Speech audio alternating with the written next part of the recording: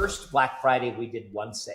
Last year, we did a sale every 3 seconds. Every 3 seconds. I started this company in a garage in Portland. So we're going to do $300 million in sales in the next 18 months. 85% of these e-commerce businesses fail in the first 5 years. What made you different? They don't know what they don't, okay? So they create a product and then they give bias to that product, say that this product is awesome because it's theirs. That's where everybody fails. Welcome to the Art of Kaizen for Entrepreneurs, growing 1% everyday podcast. Hello and welcome to the Art of Kaizen for Entrepreneurs podcast, where we discuss how to grow 1% every day in both business and itself. Joining us today is Curtis and Mariana, the owner of Portland Leather Goods, a developer and online retailer of high-end leather products. They are here to get granular about the growth they're manufacturing and how they plan to spend $65 million in the next 18 months profitably. Thank you, Curtis and Mariana, for joining me today. Thank you. Of course. We like this guy. This is going to be exciting.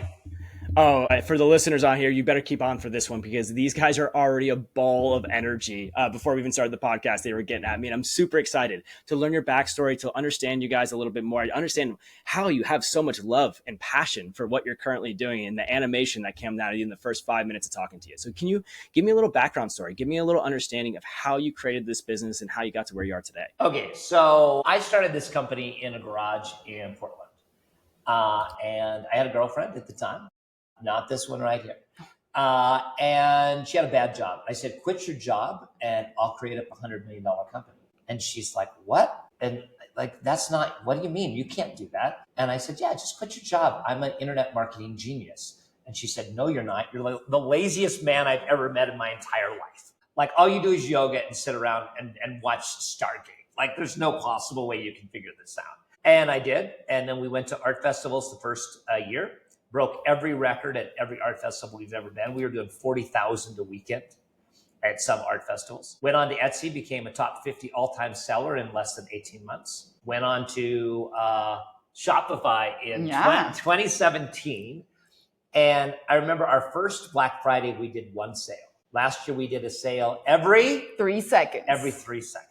So we're going to do $300 million in sales in the next 18 months. And it's going to be a lot of fun. So we built this up. We know what we're doing, and we got pretty good at it. We'll talk granular. We'll talk big. We'll talk everything you want to know, Kyle will tell you about. That's a real high-level overview to get to the end result there of the $300 million from an idea that started as, I'm a good online marketer, and I'm going to sell products. No.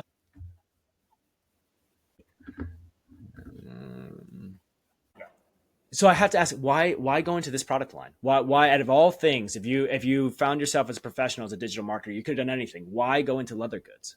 Because I said yesterday, did you just smell it and go in there? No. My teacher in 5th grade, Mr. Schroeder. Mr. Schroeder read me The Lord of the Rings in class. So I asked my parents for the books for Christmas, and they gave them to me. And I also asked them for a leather journal like Bilbo had. And they gave me a pink plastic diary. I love this story. And I said, no, Bilbo didn't carry a pink diary that's a diary with a little golden lock in Hobbiton. That your brother used to open. Yes, you'd broke it. It didn't work. It wasn't refillable. So I said, I can make money. She said, what are we going to sell? And I'm like, I literally took $35 into a little leather store in Portland, bought a piece of leather, made a journal. I said, here's the journal. This is the secret to the $100 million company. And she said, oh shit, I quit my job for this. This is the stupidest idea in the entire world. Disclaimer, she put the job on hold. She told me later that she said, I may come back to work in 3 months. Can you give me 3 months off? Because she didn't trust me. True story. So we lucked out because the journal turned into many other things and then leather bags. And we're in a big TAM, right? If you want to make a lot of money in the world, get where people buy stuff. And you want to talk $100 billion handbag industry, that's where we're at. And so we're just a little piece, but we're building to about $1 billion valuation. That's kind of our goal. Okay, now I got to ask the next big question, right? You started off with leather journals, right? And then you go into leather bags, but 85% of these e-commerce businesses fail in the first 5 years. What made you different? What made it so that they don't know in what? And they don't know how they're making the products. They don't know how they're selling or advertising. Do you it's believe true. that? It's okay. So I agree with you 100%. They don't know what they don't. Okay. So they create a product and then they give bias to that product, say that this product is awesome because it's theirs. So they tell all their friends, I'm going to start a business. What are you going to sell? And everybody they tell this glorified story of how they love this little toy that they're going to sell. I sell a little golf set. I'm showing you something where I use a pen and I golf at it. Someone gave this for a present and everyone's like, oh, wow, is there a good market for that? Oh, my friends love this idea. It's going to be great, right? I'm passionate about it. Do you have the margins? Do you have the logistics supply chain that you need? Can you get a new customer profit? And then the biggie that's kicking everyone's ass out there right now in the DTC community, where is your attention marketing and what is your return customer rate and percentage of sales? That's where everybody fails. They go to an agency and they say, I'm going to give you blank amount of money, way too little to always start. I want you to give me, for every dollar I spend, I want you to give me $3 or $4 back. Thinking that everything is in that. It's not. We get 50% plus of our customers every month, and the money we come in on people that we spend no money on, returning customers. Why? Because they love our stuff. And so all of a sudden you can spend more money on the new customers for two reasons. You're not spending on the return customer, and you know by spending more on the new customer, they will become a return customer where they become incredibly profitable on that journey. So everybody thinks, here's my product, here's how I try to get someone to buy it, and their brain never leaves those particular areas. They do not understand the full system of how a company really works. Curtis, so powerful. For the entrepreneurs and business owners listening to this right now, understand how he shifted in this conversation, right? He talked about what we hear from majority of people of the fact that their product's the greatest or the benefits and the factors, but he instantly, when he talked about success, switched over to financial factors, to revenue factors, average cost per order, the revenue that you have and the actual profitability per sale, the cost to acquire a customer, and then diving into the marketing and advertising. And I'm assuming, I've seen your website a little bit, but I'm assuming it's consumer centric, not benefit centric. He's a LinkedIn post, right? I said the LinkedIn post and he came back and commented exactly what I said, just in different words. He paraphrases better than I do. Did you notice? He did that well. You did great. That's his thing. He does that with his wife at the dinner table. She's like, I think we should have meatloaf. Wow. And she turns to his 2-year-old and said, what mommy just said is we're going to be having meatloaf tonight. And meatloaf's going to come and it's going to be put on the plate. You're going to love this stuff. Listen, as you said earlier, there's a reason they're not successful. There's a reason 89% of business owners fail, and that's because they don't understand. I believe there's a difference between ignorance and stupidity, and there's a lot of ignorance out there. There's also a good amount of stupidity. Don't get it wrong, but when you don't know and you try to create a business, which is one of the hardest things in the world for everyone listening, right? It's not easy to do what these guys are doing, but there is prudence. There's the right way of doing things that is like almost a black box, a Pandora's box that people don't understand. And I think you guys are a shining example of understanding what it takes to be exact. I know. He used the word prudence too, and I wouldn't say that. I would say judgment and balance, okay? You have to have so much faith in your product that you can sell it to anybody, and you have to have the ability to change on a dime when stuff's not working, right? Most people, they can't do both of those at the same time. They can't say this is the greatest thing, but I'm willing to change this product because I know something's going to work better, or the data shows me it's going to work better, or my gut says I need to try something different. It's all judgment. It's all a balance type of thing. We're not living in a balanced world. We are literally not living in a balanced world. In every aspect, this world is becoming more and more unbalanced. Wow. How is it possible in the history that the world has evolved so much that I'm the balanced one? No way. Yeah, I'm hearing you talk about balance. I'm like, let's talk about the growth, the balancing act, right? Your fluidity of change and everything like that got you to the point where you are today. In the next 18 months, you plan on spending, what was it? $105 million. I'm sorry. Yeah. No. $65 million. And your goal is to do $300 million in revenue, right? Can you talk about how you're executing? Let's get this straight. I said we will generate 300 million. Our goal is not 300 million. We will do more than 300 million, but 300 million is easy. That's like proven. There's no way we're not doing 300 million, okay? 65 million because we work off of MER, right? What is our ad spend to our total gross revenue? Our total gross revenue, let's say it is 300. If we have a 22.5% MER, I'm going to spend 65. If I have a 21 MER, I can save a little bit of money. I can save $3 million and I can only do 62 million, right? We basically give our marketing team, which I used to run, but we have the best marketing guy, McCoy Merkley, right now. And I work with him daily, but he's going to kick ass. And I say, hey, I will give you 23% MER. For every $100 million that you bring in, I'm going to give you $23 million to spend. So you can see how it really works out. It's a pretty simple way to do it. He can do it a little bit more efficiently than that. And so we're absolutely kicking off because of the return customers. So I love when you say goal. This isn't a goal. I've hit every mark we've ever had for 11 years. Like, we don't set goals. We say what we're going to do and we get there. Curtis, you're too smart. You're moving Usually too quick go for the a listeners. little bit above it. Yeah, we go about it. Dude, for the listeners, the biggest thing, understand how we reverse funneled that.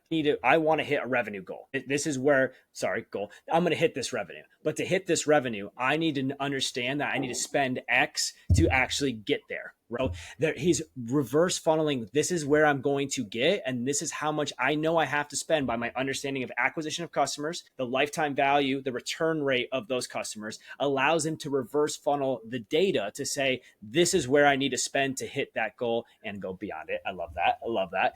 And really position yourself for success. How do you get this mindset? How did you sit down? And I mean, again, I've talked to maybe 100 different business owners this week that can't understand their cost per customer acquisition. Might as well cost per customer acquisition, lifetime value, return rate, and overall scalability. Where did you pull this data from? Where did I pull data from? I just, that's so funny. That'd be like a golf guy walking up to Tiger and say, Tiger, wow, you really hit that 2-iron great. You hooked it around there. You dropped it right on the green. Where did you get the data to do that? He learned year after year, month after month, practice after practice, pattern recognition after pattern recognition. It's the basic thing. Curtis, my girlfriend told me one time, she said, you are much more confident than you have any realism to be. There's nothing in your life that should make you as confident as you are, yet you're still confident.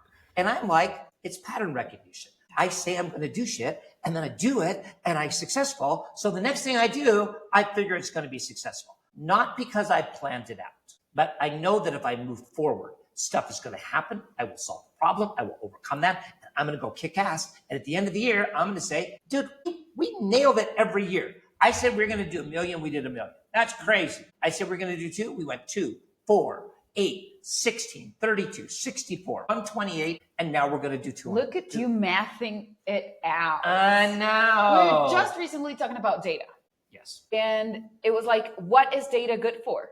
We live in data. We live in numbers, and we have spreadsheets, and we have Triple Whale, and we have Jazz or whatever. Every possible thing. We have 38 apps hooked up to everything, our tech stack.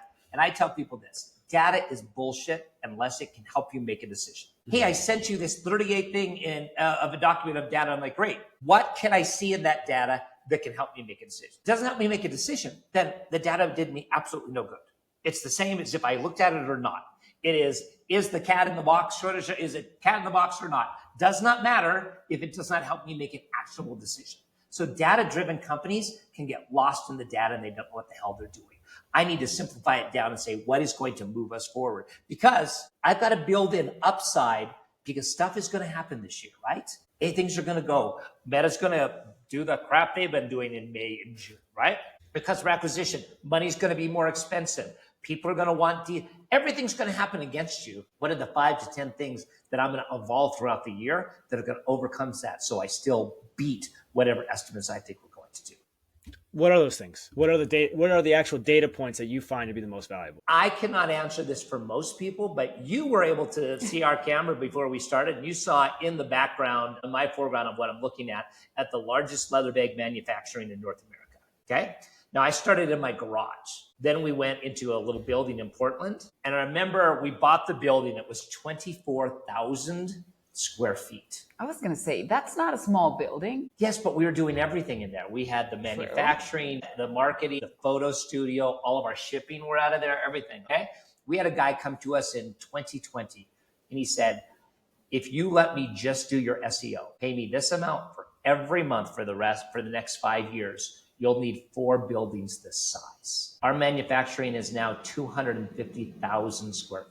So and that's, building next door. And we're building an extra 100,000 next door right now that will be done next month. So what is that? We're totally vertically integrated, Kyle. And what I mean by that is we actually buy physical hides from the US, which are the best hides. And we actually have those sent to us to the tanneries. We get the hides from the tannery. We do the samples. We do the design. We do the manufacturing. We ship it up to that. We do our own customer service. We do all of our marketing. We do our photography. We do our social media. I control this thing the whole way there, right? So how do you do that? I get margins. First of all, number one, I get margins every stretch of the imagination, right? Where I was going to play profit for something, I'm making net profit. Does that make sense? There's number one. Number two, I only have me to satisfy. Most businesses have 10 different people, and you are, whether they say it or not, you are prioritizing what they can do. So they're going to say, oh boy, we're going to get right on that. Yeah, but we're going to help so-and-so first. No, I always help our company first, so we get better at it. We have beat everyone else out. I can take a new product that's starting to sell and say, oh my gosh, that's selling. And I was just told yesterday, I can put a PO in, we can cut, skive, sort, match, stitch, quality control, put it in a box, and have it available for sale in Dallas, Texas in 3 weeks. So all of these people who are buying from the Philippines and Bangladesh and China who are saying, I put in a PO right now for 6 months. They take 2 months to make it. They take 2 months to get it in stock. And you're like, hey, guess what? We got this 8 colors, the same amount of every single one. We just got that. And all of a sudden, your top 2 colors sell out. And they call up and say, hey, we need more of those, right? Great, wait 6 more months. You're going to have that. The algorithm's already screwed them over. We never have to take something down. We just make more of the exact product we need because we run the entire system. So the reason I want to be on this podcast is, number one, Kyle, you're a dynamo. You just love to talk and put things together and make sense of stuff. The other thing is every small little thing adds up to the totality of what we do in this company. And what I find out is I'm willing to hire companies to do things, but after they start doing it, I realize I can just do it better. So we just do it instead, and then we add profitability, we add efficiency, we add speed, we add flexibility, and all of a sudden everyone says, how do you do that? Well, we built year in and year out to get better and better and better. I had this one guy talking about Kaizen. He said the goal is to get better 1% every single day. You ever heard that, Kyle? Yeah, that's what the whole podcast based off. Small steps towards a larger goal, right? 1%. I heard you say that at the beginning of this podcast. That's the joke there, Kyle, but I know that that's what you're doing. And we do that every single day, year after year after year. And then we create a moat that if someone says, okay, I'm going to duplicate what Curtis does. Great. Go to Mexico, get 250,000 square feet, train 1,200 people how to manufacture design the exact right bags, get a marketing system that can build all this up. We started in a garage. So what I'm telling people, if you're small, that's fine. You get better this year and the next and the next, and you can build this thing in 10 years. Every single one of them should be a 9-figure company.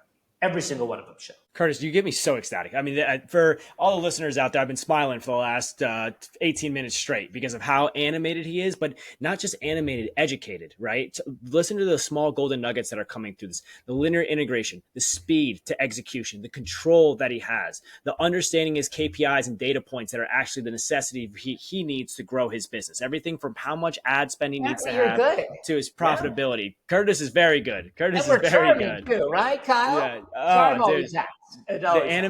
The animation is crazy.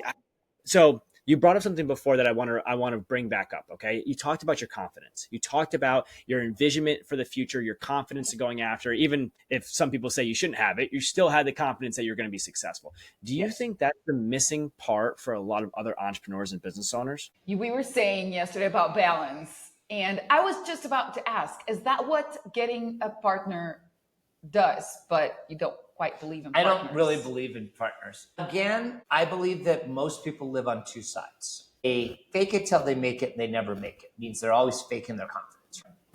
There's a big thing. I'm just going to go right at the YouTube industry right now of all these guys saying, you got to do it, man. You got to put the grit. You got to do it. So look at me. I'm a CEO and I work out. And I'm just like, yeah, I admit a lot of these guys are idiots. Okay. They're not doing anything. They're just faking it and they're never making it, right? You have to have confidence. And you know this, true confidence is something that's just right there, that as tides and hits and good things come and go. She actually said that to me one time. She's like, how can you have somebody come in and say they made a mistake and you just lost $600,000? And you say, okay, how do you do that? I'm just like, well, we lost it. I can make it back, right? Yeah, like now we know that we're not going to lose anymore because we found the mistake, right? So my confidence is fluid, meaning I don't have to yell that I'm the greatest out there in the world, although I've been known to do that too. Yeah. But it's an inner confidence. Then there are people who just have no confidence and they mask it by never taking action.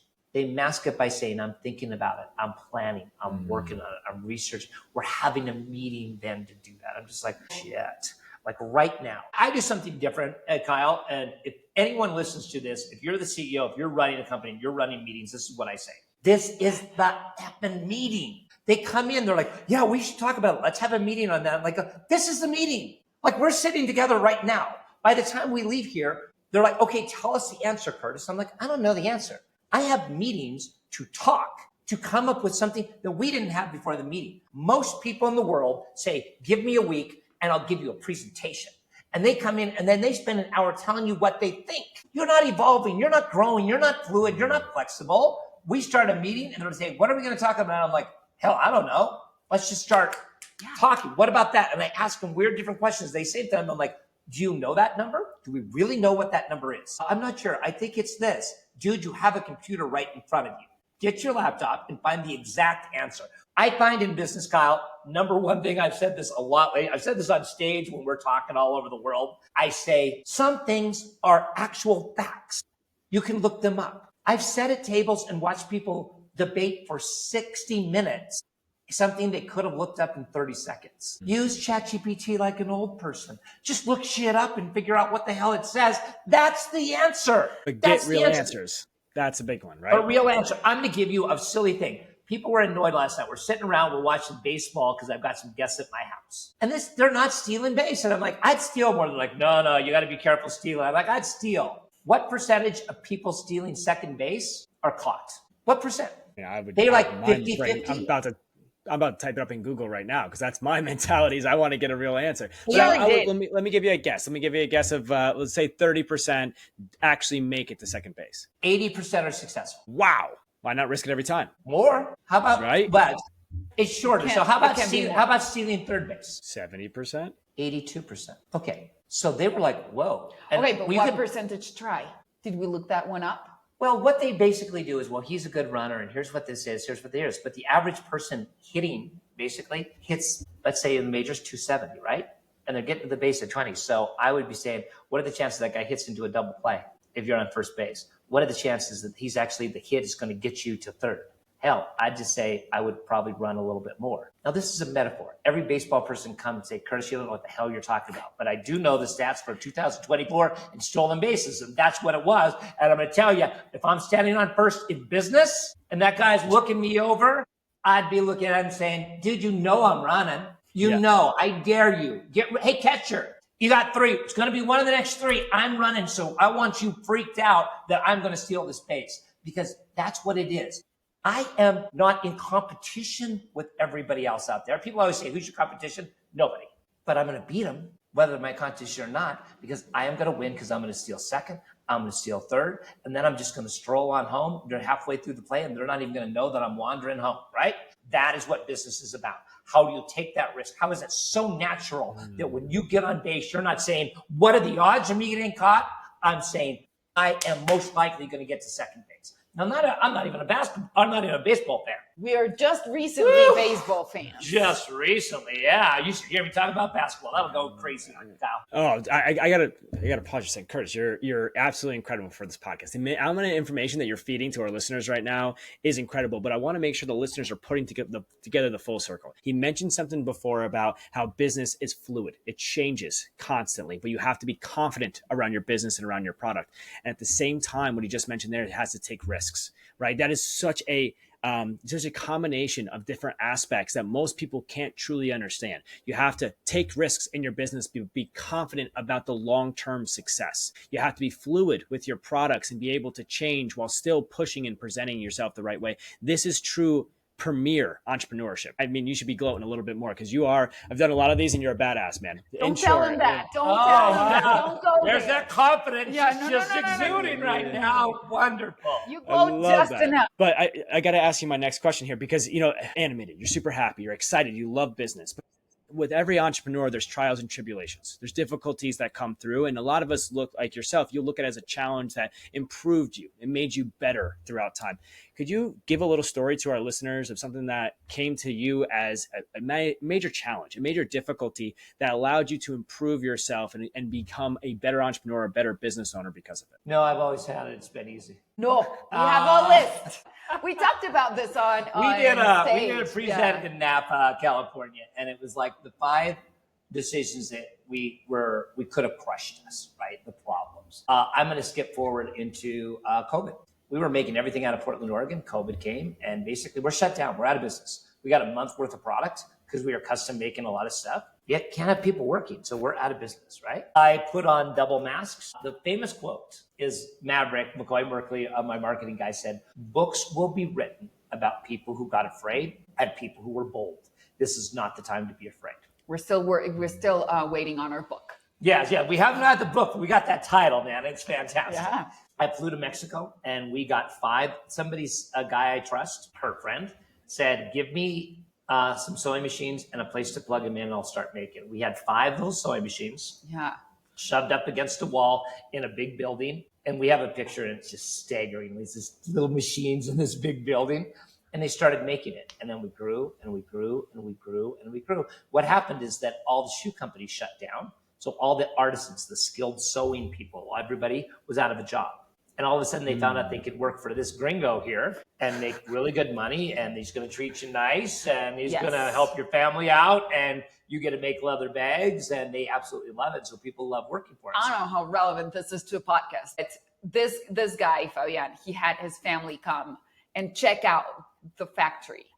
And he was very proud that it's very clean. And his dad was going to be so proud of that. And in the end, he's like, "Okay, what did you like about it?" And he said, "Everybody smiles." So, yes. So, yeah, that's what we created. So we went from unhappy sewers in Portland and COVID to literally we hired Reed College graduates, like a liberal arts graduate. And they said, "I've always wanted to sew. My grandmother taught me." And they would make one thing and they would say, "Look, I made it." I'd like, "Great, make another 100 of them." They're like, "Well, no, I kind of want to go for a walk, hang out, read a book, do some poetry." And we're not a manufacturing nation. Here, there's pride in what they do. So COVID could have knocked us out. Space. I believe that your physical space will limit you as much as anything. We had a chance to move into a very small space or a much bigger space. And it was like that. And we chose the bigger space. Right after the garage. We immediately filled it up. And then we found out the place we were in, we could knock down a wall and take the next one and the next one and the next one. Then we could buy the building, then we could grow, and then we could grow, right? If we had taken that first one, we would be a hard-working $2 million company right now. I believe that. We would still be saying, "Wow, we're working hard and we're grinding," but there was no way to scale in the way that we needed. Our brains need space. Our bodies need space. Our minds need space. And work, you need to have something you can grow into. You can't ever get a building that's the right size. There's no right size building. You've just put walls and ceilings and limited everything you're going to do. It's a beautiful thing about Leon, Mexico. When you get 10,000 square foot, guess what is right next door? You knock down part of the wall, build a door there, and you've got an identical 10,000 right next door to it. We showed you this big one we have coming up here. I have one much bigger going up next door. All we do is build doorways right in and boom, just adds on to our manufacturing. And just expanding the size. That's a big one. I haven't heard anybody say that you have to make sure that you have space to breathe and your mindset is to be larger. I love that. Unique is an understatement. Unique is a successful business after 5 years. You have done much, much more than that. Both of you have really not only the biggest thing that gets to me as I listen here and talk to you is not the 300 million. It's the 300 million with a smile on your face. It's the excitement and the animation that you have about it. It's the how pumped up you are to support and talk about the employees, support and talk about the growth, to support the industry that you're in and highlight entrepreneurs that are listening here that you can do this not only profitably and at scale, but with a level of love for your life that is above and beyond anything else you can really fathom. Dude, if someone had my life and they're not happy, then they've got something wrong with them. Okay, I'm just going to let you know that right now. So I live a pretty good life. I was just going to say, it's not only love and respect for the employees, but the community, the customer. Yeah. The culture that you're building, right? You guys are built. It seems like a full culture. I didn't mean to build a culture this good. Okay, with the employees, yes. With our customers, those guys are crazy. Our customers, 2 million of them, they're crazy. They know more about my company than I do. Some of them have entire rooms where they bought our bags. Yeah. They follow every change on the website, every this. They know every single color. We had a new store go up in Seattle a couple weeks ago. I went there and I'm like, is anyone going to show up for this grand opening, right? He's always afraid no one is gonna, and it's crazy. We drove up to this store down there on 400 Pike, right in downtown Seattle. The line went a block long, wrapped around, came back that block, and then another block, 3 blocks long. And then people had to wait 4 to 5 hours just to get in the store. And they all stood there like it was a soccer game and sang and cheered each other up and went in and thought it was the greatest thing in the world to go in and load up and buy our products. That is what we have created. Now, did I create that culture? I created the company. Everyone else found something that was there, and I let them grow and add on what they were. You know, that was the old thing back in the day, and I wrote some of the world's first internet marketing books back in 96, 97. So I know what I'm talking about there. And some people were like, we need to build this. The ones that truly built were search engines where they say, we're going to have something that lets everyone else have. eBay was just an auction structure. Everyone else has to do the work, right? They have to take the pictures, they have to do this, they have to write the thing, they have to put it on. All they're doing is transaction taking that, right? Yes, we built a structure, but our people, they made it lively. They're the ones who made it go. Yeah. So No, powerful. that's crazy. We were in Austin in the opening too, Yeah. and they bring their husbands, and the husbands know which leather's what. And they create communities. They get together in cities that we don't even have a store, and they have lunch and brunch and bring their bags and show each other and Take each other to the hospital. Like, yeah, they don't even know them. They know they're a part of another band, so they're sick, and people pick them up and take them to the hospital. You never really implemented the structure. You kind of just let it grow organically by having great products and a great attitude. And we're just us. Yeah, it's a reflection of this one there. Yeah, and you can see it. Like the animation just through the whole podcast is incredible. This is animated. I don't think it's give me a better word. He means energetic. He means full of life and vigor. Yeah, there's a little difference, right? Because energetic is like you have energy to go, but animation is positive energy. You have positive energy, so you are animated, my friend. You are a level of excitement and positive energy. I've seen people that's had a lot of energy in a negative way. I don't believe are in that way. Saying it all wrong all along. No, maybe I taught you something on this one. It's his podcast. We'll let him get away with it. I love it, Curtis. Okay, my favorite question, my final question for you, and I this one I really have to understand because it's not so much business oriented; it's more focused on both of you. And I'd love to hear an answer from both of you. But how do you find your Kaizen?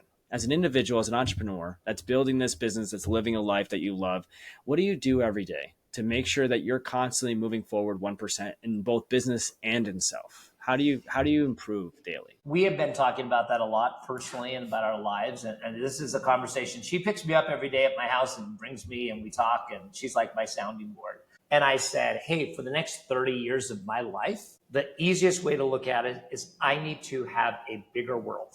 Right? I can't cut myself off from something, right? I need a bigger group of people. I need more to be open. I need to show up for things. I need to do this. I need to research this thing. I need to have more passions, more hobbies. The more we close down and we shut people out of our lives, the more narrow we get. And then we're run by an algorithm. I don't want to be run by an algorithm. I want the algorithm to change because I'm so strong and powerful that it changes. There's I want some little flames going up on some cord somewhere and some big database saying, this guy's acting up, turning the whole thing on fire. I need a bigger light. And same thing on Mariana. Yeah. I am so lucky to have found this place and this person in my life. Just showing up to work every day. He pushes me to be better. He has given me a team. I had never had a team under me. I mean, just being excited and the nervousness of what's next is just the excitement of we have to grow. We have to be better. You know what? I'm going to answer your question this way. And it's exactly what she just said. And she said it so well. I used to ask everybody in an interview, do you like change? They're all liars. They don't say, I love change. They don't like change as fast as I bring it. And what I do, that energy throws, some people do, 10% like, I love this. Most people don't really. They say they want to be open, but they only want to be open in a very narrow way. I say everything can change. Everything can change. We are open to all of this thing. That's the real thing. So the Kaizen, the getting better 1%, is stop saying no to little things that will open your life to something else. We're now art collectors. Yes. We were not art collectors last year. We were art collectors serendipitously. Yes, but now I love it. We fly around. We know gallery owners. We're flying them into Mexico. We do all kinds of things because it opened. I said, let's pry that door open a little bit more. Let's go into that. Now part of my trust has a bunch of art in it. So, and we've met some pretty amazing people. Yes. Open your life up. Stop closing it down. Open your life up. Stop saying no. Take yes to opportunities and do it with confidence, do it with energy, and do it with a level of an excitement. Curtis and Mariana, thank you so much. You two are absolutely awesome. If someone wants one of your beautiful handbags or to get connected with you or to follow your amazing story, what is the best way for them to find you? We sell too many handbags as it is. Please do not go to Portland Leather and buy another handbag. We sell out so much. Like, oh my gosh. I dare you to stop them. Just don't do that.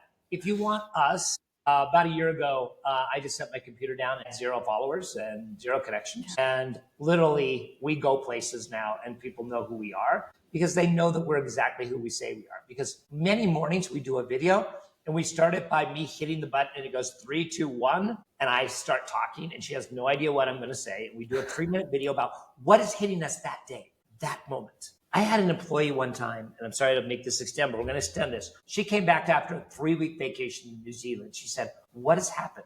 And I said, what? This morning?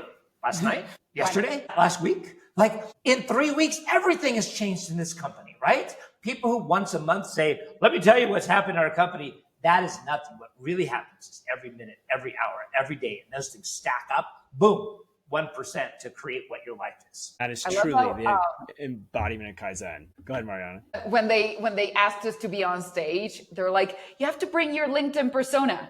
There's no LinkedIn persona. No. This is just you. Us. This is us in the car. This is us in the morning. This is us during the day. This is us in meetings. There's no way getting around it. We actually had to talk to some big financial people in New York. And the people were like, hey, can you tone it down? And I'm like, tone what down? Yeah. You get me. That's all you get, baby. You just get me. Well, listen, authenticity, and to be able to actually put yourself out there. But again, I think it all comes together for the listeners out there as we close out on this. I would definitely go back and rewatch this. I know I will multiple times because to see the energy, the excitement, the love, the confidence, the structure, the understanding of KPIs, the expectation of change and the loving of change throughout the process, and then the constant push for growth. This is what entrepreneurs need. This is what your mindset needs to be to hit a $300 million revenue or to grow your company to the scales that you want to grow it to. Curtis and Mariana, absolutely awesome. You two crushed it. Thank you so much for joining me today. And if you guys have finished this podcast, make sure you like, comment, and subscribe, and we'll see you on the next one.